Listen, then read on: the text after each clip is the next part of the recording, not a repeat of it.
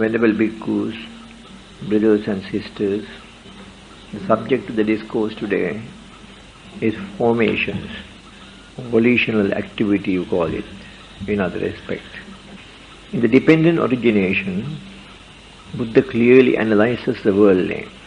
In that analysis, he has clearly indicated that this worldling has been misled completely as a result of his ignorance of formations of volitional activity which he commits. That is the starting point of his cause for delusion. The dependent origination is avidya paccaya sankhara, sankhara paccaya vijnanam, vijnana paccaya nama rupam, nama rupa paccaya salayatanam, salayatana paccaya passo, passa paccaya vedana, vedana paccaya tanha, tanha paccaya upadanam, upadana paccaya bhavo, bhava paccaya jati, jati paccaya jara maranam soka parideva dukkha domana supayasa. That is the Pali rendering of the dependent origination. This chain of events commences with ignorance. Because of ignorance you commit sankhara. The normal explanation given in the scriptures is that ignorance refers to non-attainment of the Four Noble Truths, non-realization of the Four Noble Truths. Till one realizes the Four Noble Truths, one is supposed to be in ignorance. But this ignorance refers to a clear act committed by you. In ignorance you commit the formations of volitional activity. Ignorance of what is the question. And before we explain that, let me explain to you that the formations of volitional activity we refer to, which the worldling commits, are the activities of six sense bases. They are seeing with the eye, hearing with the ears, smelling with the nose, experiencing taste through the tongue, contact through the body, and the creation of thoughts. These are all the activities a worldling can commit. When you analyze these sankharas or formations or volitional activity, we will find in these six which he refers to as sankhara, everything is there. When I say everything is there, it is this six sense basis that creates the world around you. In that world of yours, which you have created, there is everything found. And you do not know anything beyond the world you have created. Therefore, there cannot be more sanskaras that or formations a worldling can commit. This is all that you can do. And with these six experiences you gain through the six sense bases, you create the world. Buddha refers to this world as yourself. You are the world. You create this world. The world I create is quite different from the world you create. In other words, each one of us creates a different world. According to the ability each one of us possesses to see, to smell, to hear, to experience taste, to contact and to take. Maybe if you are a person who had experience in traveling all over the world, the creation of the world around him is wider than the creation you have committed in your experiences. But wherever you may be and wherever you may go, you only can do six things. You can see with your eyes, you can hear with your ears, you can smell with your nose, and experience taste with the tongue, contact with the body, and thinking. That's all you can do. When we think of the worldling, we always refer to or imagine that there is a being within us. But Buddha has categorically said that there is no such being in any person as such. So all our activities are the activities of the mind and the body. If we have created the world with the activities of the mind and the body, in that world there is everything. And that is all where you are concerned. Where another individual is concerned, that is all he is concerned. Independently, each one of us have created the world of our own.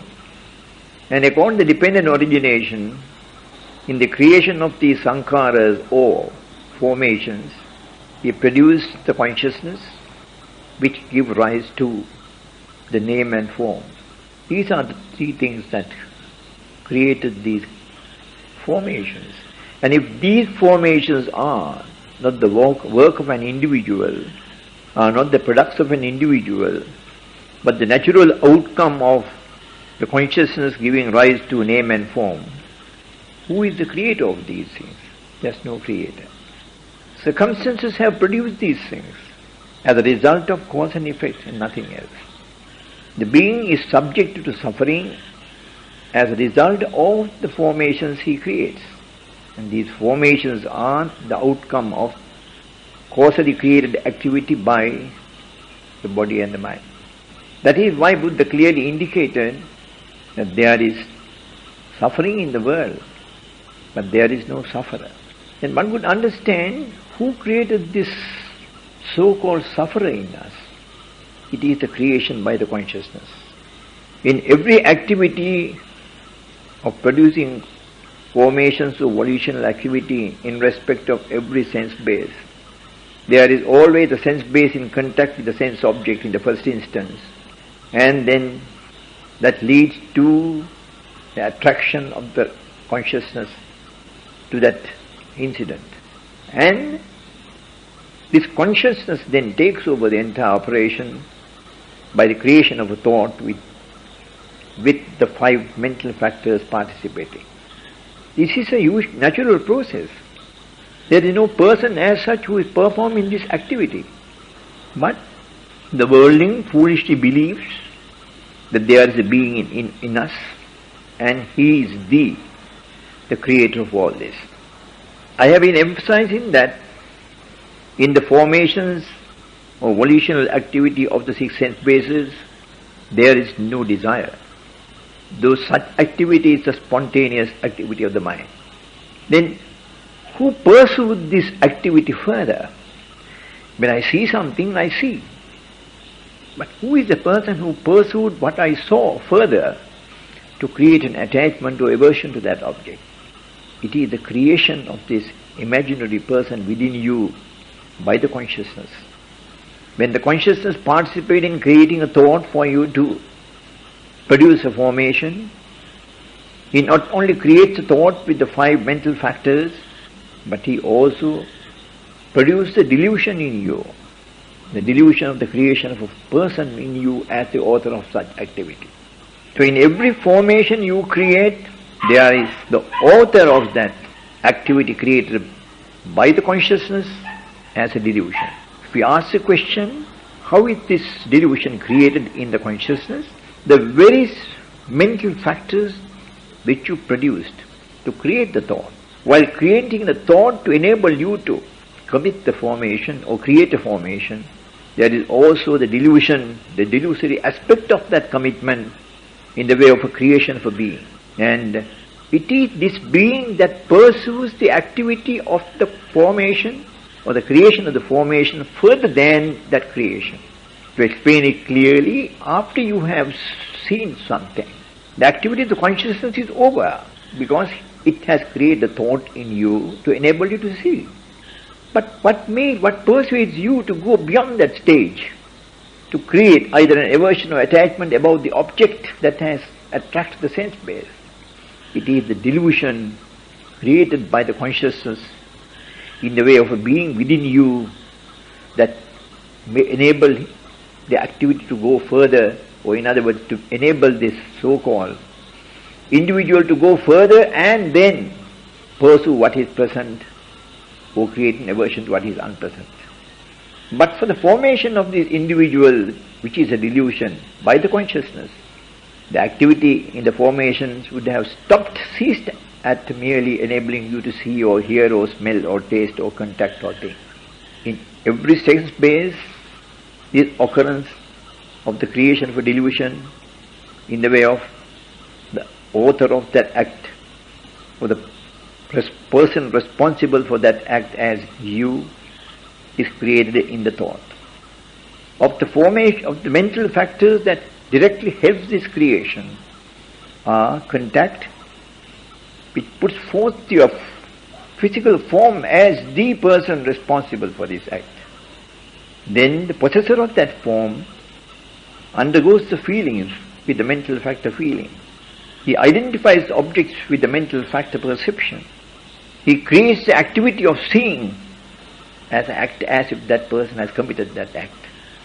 And it is the consciousness that gave the energy, provided the energy, and also produced the mental factors that help to create this so-called being in you.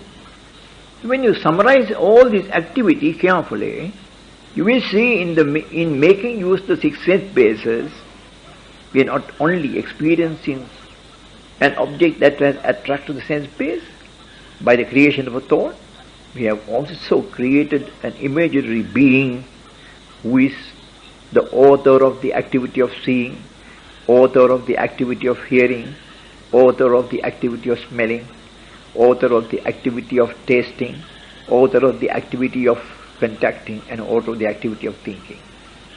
And it is this imaginary person, brothers and sisters, that pursue this activity further in the way of creating an attachment to the object that has attracted to the sense base, or if that object is not your like, to create a dislike to that object and create an aversion.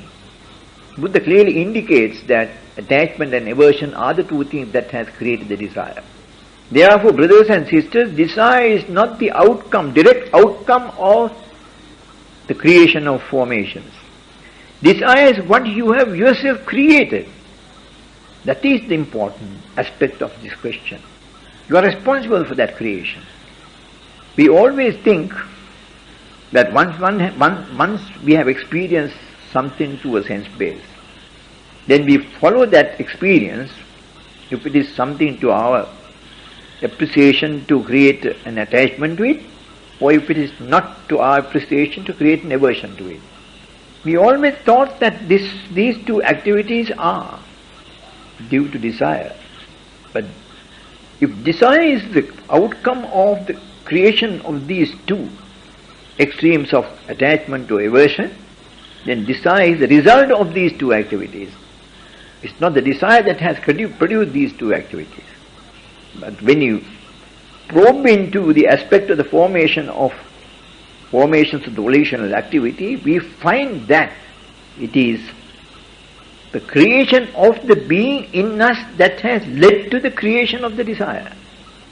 If there is no person to enjoy what is pleasant, if there is no person to create an aversion to what is unpleasant, no person actually going through these two experiences, even in your imagination, could there be something pleasant and could there be something unpleasant?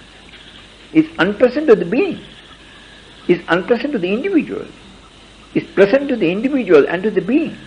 And this being is purely a creation of the mind. At what stage does this consciousness create this being? Consciousness creates the being in creating the thought which pursues that activity of the formations. The thought that helped one to see, the thought that was created helped one to hear.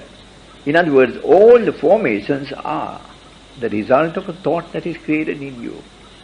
And in that very thought, the very mental factors that created the thought, by creating the thought, also has created the delusion in you in the way of a being being present in you when it is not so.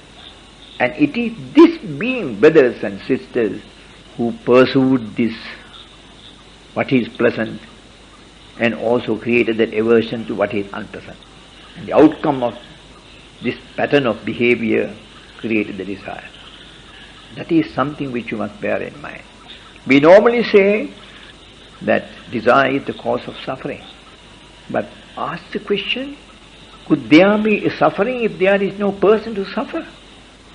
Who created this person when there is no person as such in this mental activity? The imagination has created the person. And the consciousness has done that task well.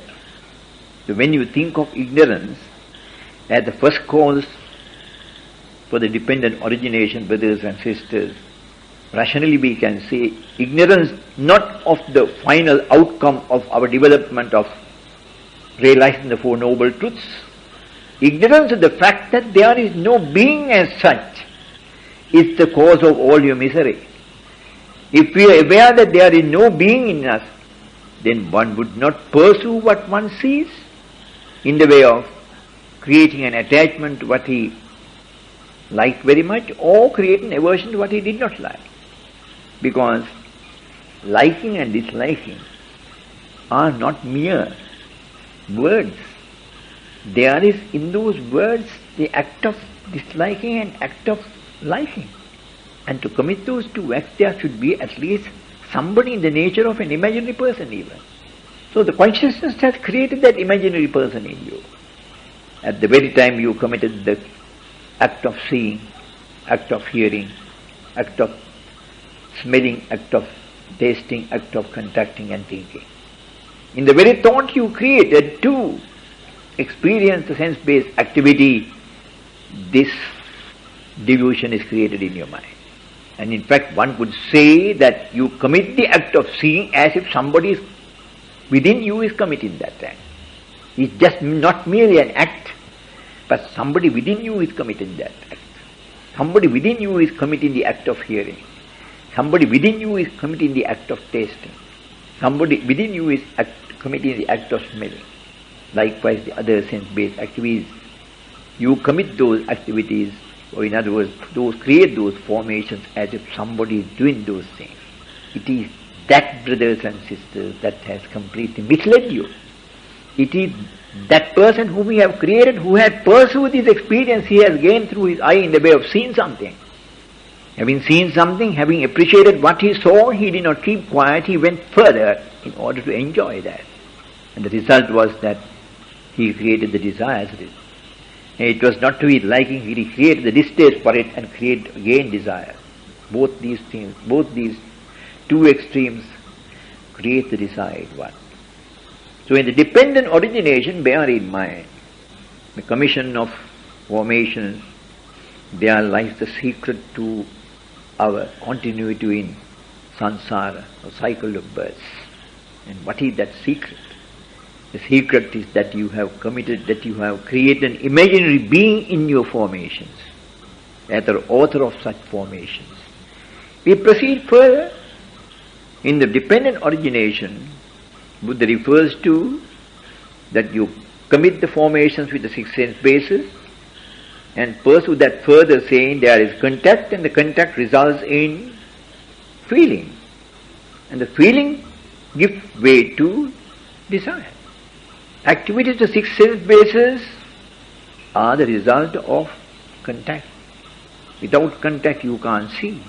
Without contact you can't hear. Without contact you can't perform any of the six sense-based activities. Contact is the cause of the creation of thoughts. It is after contact that we create the thought. Therefore that's a very important link in the dependent origination. Contact. Contact gives way to feelings. Feeling is a mental factor. One would ask the question, who is feeling? Who is pursuing the feeling? Contact, we can say, well, you opened your eyes and then there was an object before you and the contact takes place. But who felt about this? It's just not a feeling, just not an incident of feeling. It's somebody that felt about this. He had felt and he has pursued the feeling further in creating an attachment to the object. And if it's not to his liking, he has created a dislike to that object. These two extremes he has committed. Who has committed? This imaginary person, which you created in the formations. He is the person, author of all this. Otherwise, brothers and sisters, you would have stopped your activity in creating formations at the conclusion of the creation of the thought to see, to hear, to smell, to taste, to contact and think. You have committed that act. You saw, you heard, you smelt, you tasted, you contacted and you thought. What is there further to be done? But the creation of this so-called being in the formations did not leave you activity at that. He pursued the feeling because he is feeling it. And if it was something pleasant, he pursued that further to enjoy it. And if it was something unpleasant, he pursued that to create a distaste for that. This imaginary person, this delusion that was created by the consciousness, in the very thought that enabled you to experience the sense-based activity. And that created the desire. That created the desire. Now let us go back again to the formations. Buddha clearly indicates that the so-called individual that one has in his imagination created is nothing but the five grasping groups. The grasping group of form, grasping group of feeling, grasping group of perception, grasping group of volitional activity, and the consciousness. What are these? They are all what the consciousness has created. No? Grasping group of form, naturally the author's form is there, his picture. He is the person. If I saw something, it is I who saw. And my form is the form of the person who saw. And contact creates that. After that, the so-called person who owns the form, he has felt, he has perceived and identified it, and he has committed the act of seeing.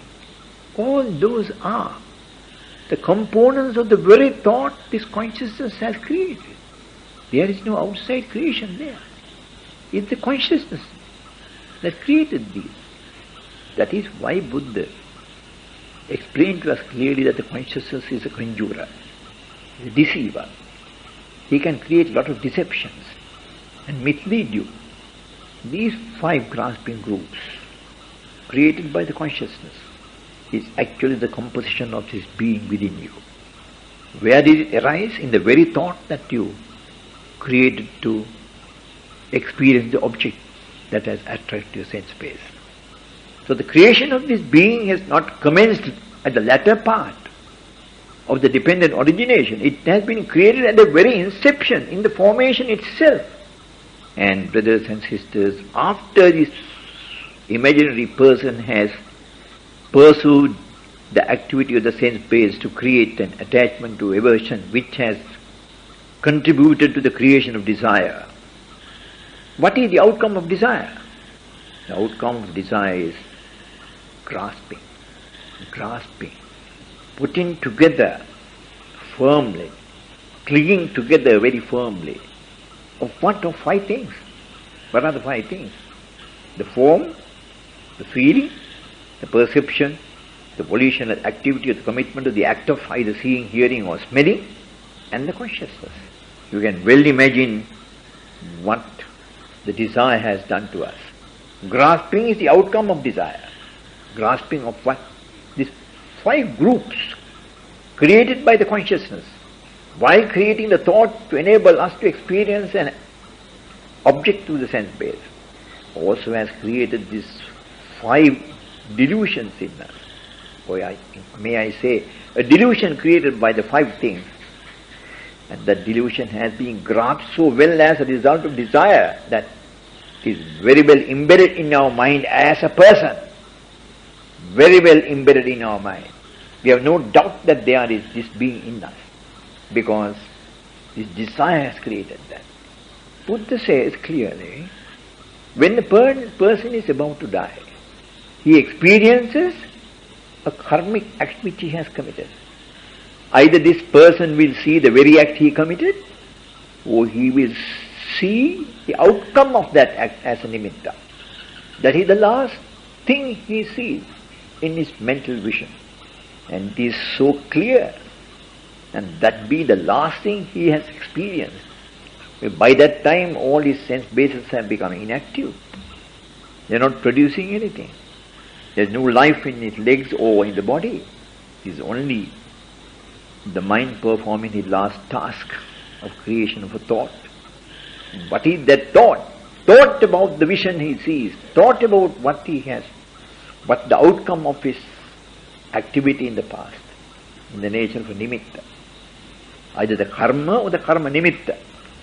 Karma is the very act you have committed, and karma nimitta is the outcome of the act you have committed, which is the place of your next birth. He has no alternative. His existence is production of thoughts. So when his vision appears before him, he hangs on that. When he sees the act he has committed is something meritorious, something good, he will be happy about it and hangs on that act. That thought is called the vijnana, karma vijnana. And if I translate, I would say consciousness created by the karma you committed. And the outcome of that grasping of the good act which he has committed in the past, he gets a good birth. In keeping with that good consciousness, good. But on the other hand, if he has committed something bad, and if he sees that, the natural outcome is that his consciousness also reduces itself in that commitment to that, in agreement with that act which he has committed. For instance, if he has killed an animal, he would have been very angry, or he would have had a desire to make use of that, the body of that carcass of that animal for his food, something like that. Desire or animosity. One of these two things will be uppermost in his mind. And his mental condition reduces such a low degree that in conformity with that state of the mental condition, he gets the birth on the other side. Buddha says, it is your consciousness that will be pushed by desire to get the next birth. And in that consciousness you have grasped an object and create the thought. In that creation of that thought, you have also created the 5 grasping groups. This 5 grasping is so well embedded in our mind, brothers and sisters. This activity does not stop merely because your body is dead. This activity pursues the thought you create at the last moment, prior to your dying, and it accompanies that thought. So to say, the 5 grasping groups that settles down in the next birth. And that 5 grasping groups has created this being. Therefore, there is always the feeling you get that there is a being now, being born again in the next birth. Who creates that in you? The 5 grasping groups. That is the nature of the formation. When Buddha says that the formations you have created is a composition of the world you live in, and there are no other formations that we can create except with the 6 sense basis. Therefore, all the formations that you are aware of are these 6 formations and nothing else. These are the formations you are aware of. These are the. Ask the question, is there anything beyond the world you have created? There is nothing beyond the world you have created. Because formation is what you have produced as the being. And you are merely a composition of formations and nothing else. Therefore, brothers and sisters, when you analyze the formations carefully, how they are created, how they create also the imaginary person within you through the 5 grasping group produced by the consciousness, you will admit the fact that we have started our activity in ignorance of what we are. And that ignorance differs to in the dependent originations is nothing but the ignorance of the fact that there is no being within you. You have accepted the position that there is a being within you and committed that act, the formation. Either in the way of seeing, hearing, smelling, tasting, contacting and thinking. Until you die, from the time you are born, up to the time you died, up to the time you breathe your last, there is complete activity by the consciousness in creating this delusion in you of a being present in you. And all your commitments during a span of life, you have committed as a being who is living in you has committed these acts. When in fact, and in truth, they are all causally created. There is nothing in you to indicate that there is a being in you, but there is everything to indicate that there is the mind and the body. The body reacts to what the mind directs. This basic sense bases are a composition of elements. The objects that attract the bases are also a composition of elements. The mind participating in creating formations through these is responsible, or the consciousness is responsible for the delusion to be created in us. And it is this delusion, brothers and sisters, that has completely misled us. To feel always there is this I in me, to create this ego in you, to create this personality, so-called personality in you as the person's personality who is living in you. And this false view has led to the creation of the desire, which is the cause of your continuity in the cycle of birth. Therefore, in the analysis of the dependent origination, the most essential thing that you have to bear in mind is the formations which you commit through the six sense bases with a false view that there is somebody committing these formations. The author has been created in the commitment of the formations. This is the cause of all your misery. Buddha said, attainment of Nibbana is stopping further births to occur. Now how could this be done? You find that from the very start of the creation of formations, you have been misled by this false belief.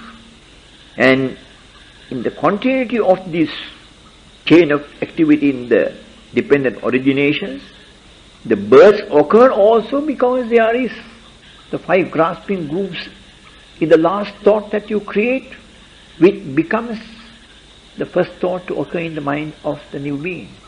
Or in other words, the five grasping groups is the creation of the consciousness that settles in the new being. How could one stop this birth then? It is very clear now, brothers and sisters, that you could stop these births occurring further when you truly understand how these formations are created, and also you could realize that the delusion created by the consciousness has led all of us to this misery.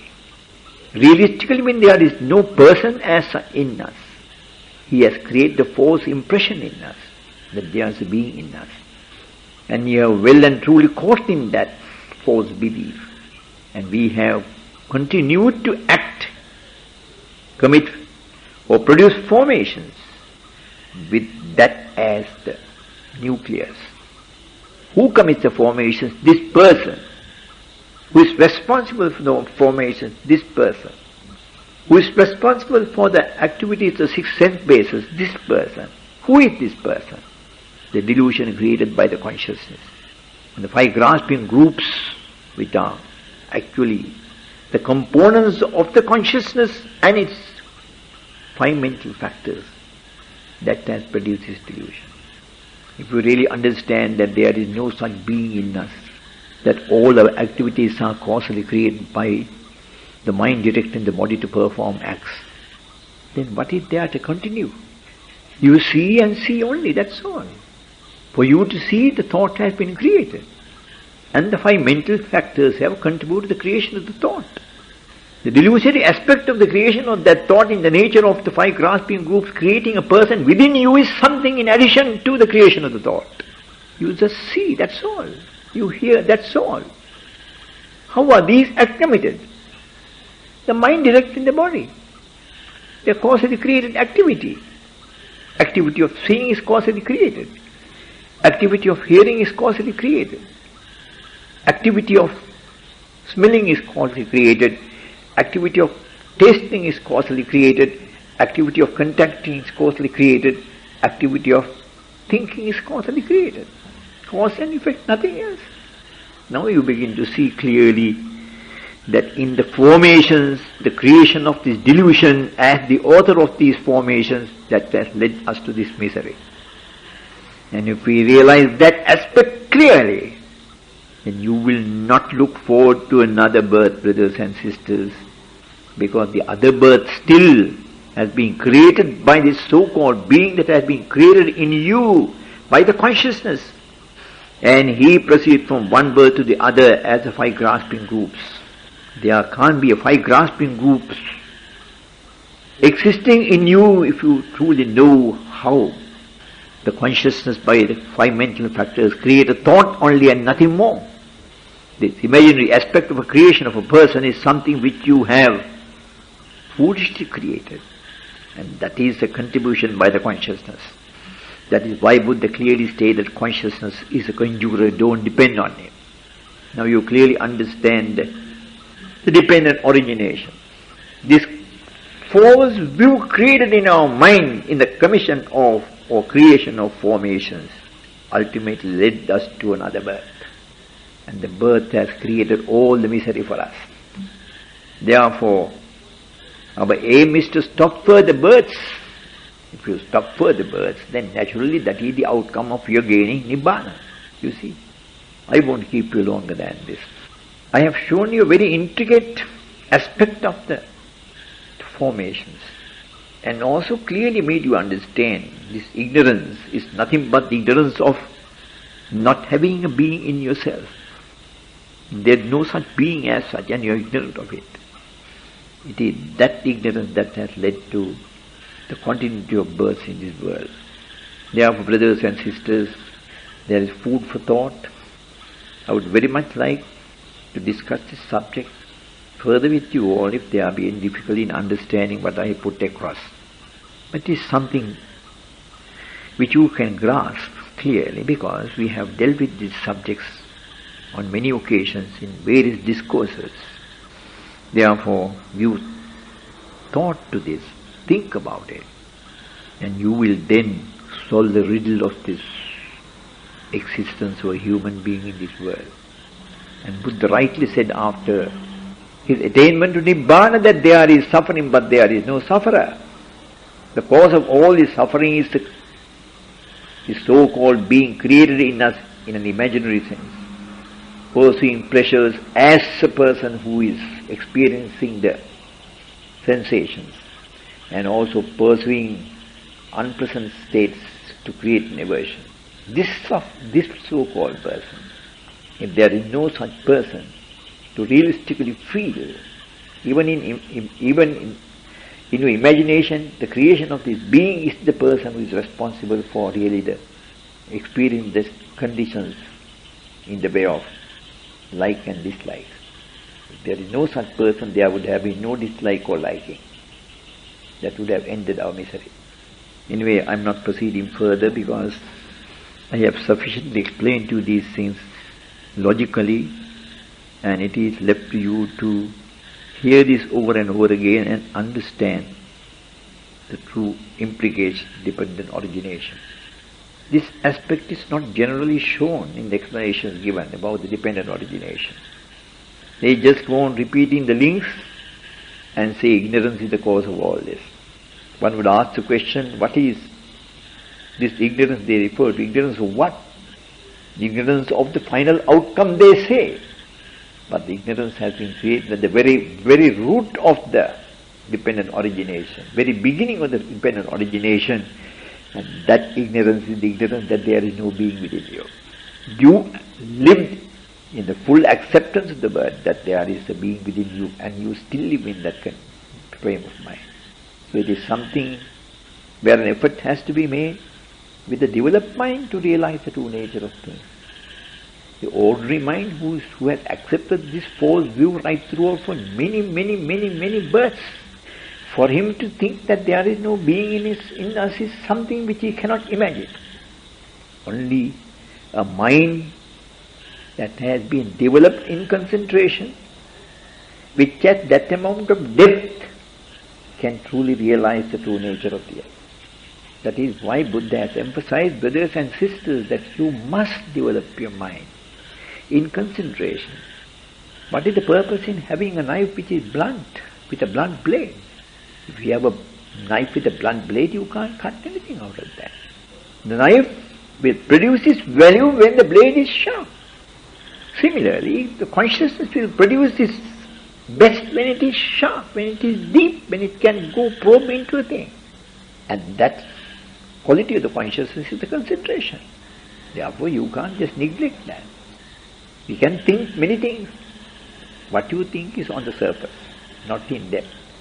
To think in depth, you must have that concentration. Then you begin to see many things much more than what you can ever imagine you could have seen if you had that developed mind. Therefore, brothers and sisters, let us go through these processes carefully. We can't just say with a placard across our chest, I have attained Nibbana. That will not take you to Nibbana. I can say all of you have attained Nibbana, but what is the purpose of my statement? Either when you have not done so. Attainment of Nibbana is something which you personally realize. It has nothing to do with what I say. I may say anything, but that personal realization by you is the essential thing. I have attained Nibbana. And that realization will come to you as a picture, clear picture before you when that state of mind is reached, brothers and sisters. No one can deceive you. No one on this earth can deceive you when you have attained that height that you have attained Nibbana. Because it is something very, very clear before you. So convincing. There's nothing to doubt in that. Because you then feel, I have nothing further to do, I have finished what I have to do. That's the last thing that you will have to say once you have attained that height. I have nothing further to do, I have done what I am expected to do. I have performed my task. That task is the attainment of Nibbana. May you all attain Nibbana. Thank you.